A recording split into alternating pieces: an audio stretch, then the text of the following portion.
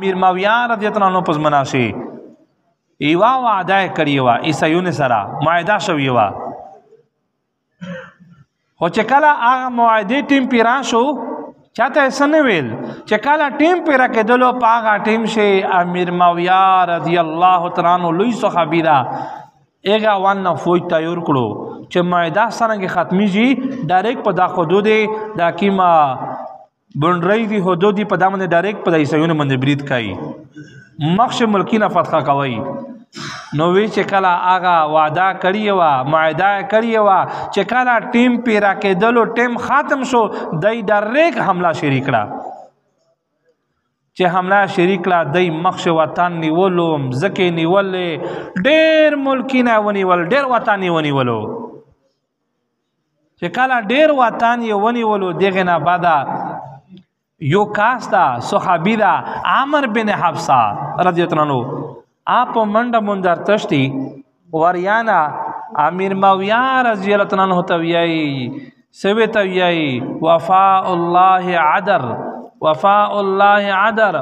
وعده دی الله پاک پاشه دوکا مکای دا تو دوکا وکړه مو پیغمبر نه ورېدلې دي سرنګي چې کوم وطن تو فتح کړو دا تو په داشتم شي فوج حمله وکړه چې کله معاهده ختم شو ختم کېدل نه مخشه د یوال نه دی بروبار وی خبر نیوی چې معاهده ختم کیږي د اول نه په دې باندې پاغه ټیم شي تو اول نه فوج تیار کړایو دا تو ملکینه ونیول دا خو د وعده متکړه دا خو د دوکا وکړه وی چې تاریخ لیکلی دی چې سیمره ملکینه نیولې وی ټول ملکینه بیا زوت کړ چې پرېږ دی بس واپس ول ارته پرېږدل ویل چې می وعده کړی وعده پټې مونږه مش فوج تیار کړ سرنګ چې ختمه دلا ډایرکټ دای برید په وکړو نو هغه سیمره صحیح نه وی سیمره زین نه ولې وی سیمره ملکینه نه ولې وی ټولي واپس بیا زوت کړ دا پرېږ دی دا میش د دې سيون سره دوکا وکړه نو دی وجنه مې عزت منه په چار دادو چې میش د وعده ډیر خیال وسوتی دنیا خو یې سپاته نه لګي او بل دا یو داسې ګناه ده چې نن می هر سړی پښ داسې ډیب ده خو میش ګناه نه غني ابل جما میش دا بیان کړو چې درویش کبیره ګناه ده او نن میش کبیره ګناه نه وي توی